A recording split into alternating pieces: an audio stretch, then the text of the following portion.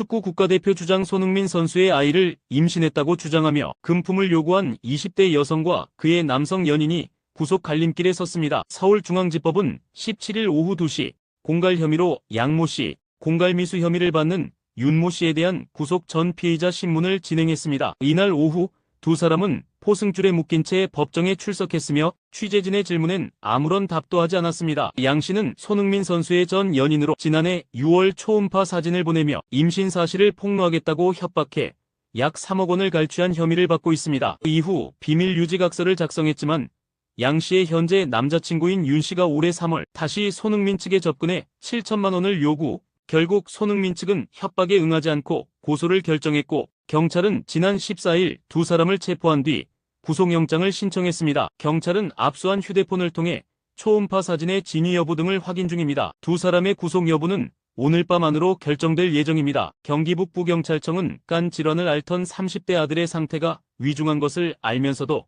아무런 조치를 하지 않고 사망 직전 보험에 가입한 60대 보험 설계사 A씨를 살인 및 사기 미수 혐의로 불구속 송치했다고 17일 밝혔다. A씨는 지난해 9월 20일 오후 10시쯤 경기도 의정부시의 한 아파트에서 간 질환으로 고통을 겪던 아들이 밤새 피를 토하는 상황에서도 병원으로 이송하지 않은 혐의를 받고 있다. 경찰에 따르면 A씨는 이후 아무런 구조 조치를 하지 않은 채 다음날 아들 명의로 2억 원 상당의 사망보험에 가입한 것으로 조사됐다. 피를 다량 토한 아들은 A씨가 아닌 지인의 도움을 받아 병원에 이송됐지만 보험 가입 약 8시간 만에 끝내 사망했다. 이를 수상히 여긴 보험사는 지난해 1월 경찰에 A씨를 고소하며 사건이 수면 위로 드러났다. 아들이 피를 토한 사실을 몰랐다며 혐의를 부인했지만 경찰은 충분히 생명의 위기를 인지하고도 방치했다는 점에서 미필적 고의에 의한 살인죄가 성립된다고 판단했다. 인천에서 충격적인 아동학대 사망 사건이 벌어졌습니다. 11살 초등학생 아들이 아버지에게 야구방망이로 맞아 숨졌습니다. 가해자인 43세 A씨는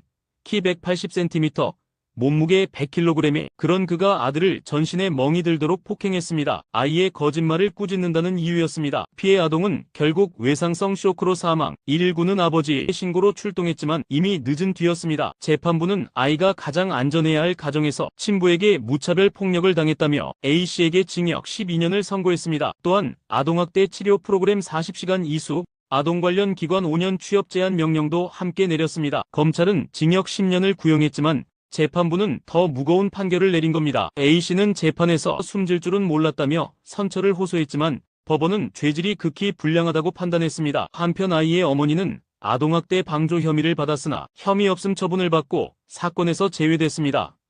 친구의 소개로 만난 여성을 살해하려 한 20대 남성이 1심에 이어 항소심에서도 징역 7년형을 선고받았습니다. 서울고법 인천원외재판부는 29살 A씨에게 살인미수 혐의로 1심과 같은 판결을 내렸다고 17일 밝혔습니다. A씨는 지난해 12월 인천시 미추홀구 한 거리에서 소개받은 여성 B씨의 목을 백초크 자세로 조른 혐의로 기소됐습니다. 그는 술자리를 가진 뒤 신체 접촉을 거부하고 귀가하려는 피해자에게 택시비 3만 원을 돌려달라며 시비를 걸었고 피해자가 이를 무시하자 돌연 목을 조르기 시작했습니다. A씨는 피해자가 택시비를 주겠다고 하자 일단 팔을 풀었지만 이를 이에 신고하려는 모습을 보자 다시 폭행을 가했습니다. 조사 과정에서 그는 성범죄로 처벌받느니 차라리 살인죄가 낫다고 생각했다며 충격적인 진술을 남기기도 했습니다. A씨는 키 194cm, 몸무게 93kg의 거구, 이에 비해 피해자는 체구가 작아 재판부는 범행 수단이 매우 위험했다고 판단했습니다. 헤어진 전 여자친구를 불러내 둔기로 무차별 폭행하고 살해하려 한 20대 남성이 1심에 이어 항소심에서도 중형을 선고받았습니다. 서울고법은 살인미수 및 특수주거침입 혐의로 기소된 20대 A씨에게 징역 12년형을 선고한 원심 판결을 유지했다고 17일 밝혔습니다. A씨는 지난 2024년 5월 택배가 왔다는 문자로 B씨를 현관 밖으로 유인한 뒤 미리 준비한 둔기로 머리를 수차례 내리치고 목을 조르며 살해를 시도했습니다. 사건 당시 B씨는 가까스로 집 안으로 도망쳐 직접 119에 신고했지만 머리에 중상을 입고 치료를 받아야 했습니다. 재판부는 A씨가 이별 통보 후 SNS를 몰래 염탐하고 거짓말로 만남을 유도한 정황 등을 지적하며 계획적 범행이 명백하다고 판단했습니다. 또한 A씨는 피해자에게 사과나 진심 어린 반성 없이 형사 공탁금만 제출했지만 피해자는 이를 거부하고 가족들과 함께 엄벌을 탄원한 것으로 알려졌습니다.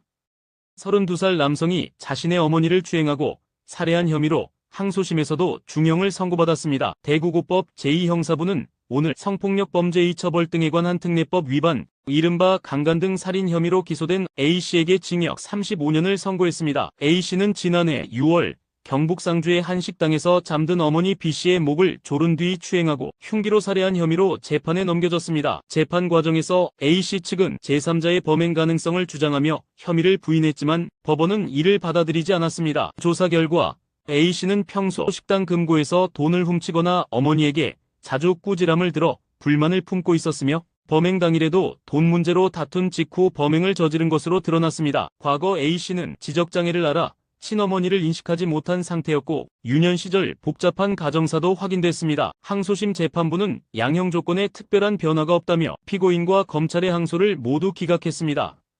지난 10일 밤 11시경 충남 천안의 한 아파트 지하주차장에서 차터리를 시도하던 10대 남성이 주민의 신고로 붙잡혔습니다. 연합뉴스에 따르면 당시 차량 사이를 수상하게 돌아다니는 복면 남성을 목격한 입주민 윤모 씨는 즉시 경찰에 신고했습니다. 윤 씨는 남성이 도주하지 못하도록 뒤를 쫓으며 동선을 막았고 곧바로 도착한 경찰과 함께 현장에서 남성을 제압했습니다. 체포된 남성은 19살 A씨, 문이 잠기지 않은 차량만 골라 범행 대상을 물색하던 중이었지만 다행히 실제로 훔친 물건은 없는 것으로 확인됐습니다. 윤 씨는 겁도 났지만 당연한 일을 한 것이라며 침착한 대응을 설명했습니다. 경찰은 윤 씨의 용기 있는 신고와 행동을 높이 평가해 표창장과 보상금 수여를 검토 중입니다. 평범한 시민의 빠른 판단과 용기가 범죄를 막아낸 사례로 남았습니다.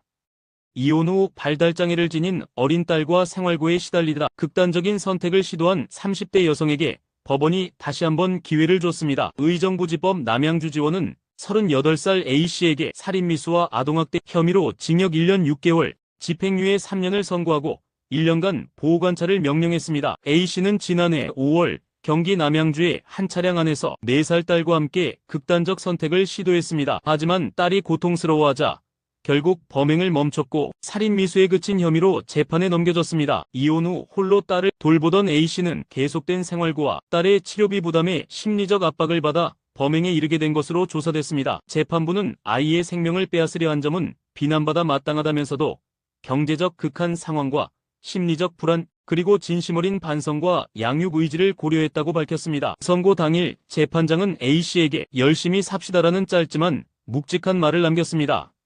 생후 한 달 된 아들을 살해하고 시신을 유기한 20대 부부에게 법원이 실형과 집행유예를 각각 선고했습니다. 수원지법은 20대 친부 A씨에게 징역 10년, 친모 B씨에게는 징역 2년에 집행유예 3년을 선고했습니다. A씨는 2020년 10월 경기 평택의 자택에서 생후 한개월 된 아들의 목을 손가락으로 눌러 숨지게 한 뒤 이튿날 B씨와 함께 인근 야산에 시신을 유기했습니다. 이후 두 사람은 아들이 이미 숨졌음에도 4년 가까이 이를 숨긴 채 양육수당과 아동수당 약 1,200만 원을 부정수급해온 사실도 드러났습니다. 재판부는 피해자는 태어난 지 한 달밖에 되지 않은 아이였고 시신조차 찾지 못해 장례조차 치르지 못했다며 죄질이 매우 무겁다고 밝혔습니다. 다만 A씨가 자수 후 범행을 인정하고 반성하는 점, B씨는 직접 살인에 가담하지 않았다는 점을 참작해 양형했다고 설명했습니다. 비극적인 영아 살해와 시신 유기 그리고 뒤이은 복지 수급 사기, 이 사건은 사회적 공분을 사고 있습니다.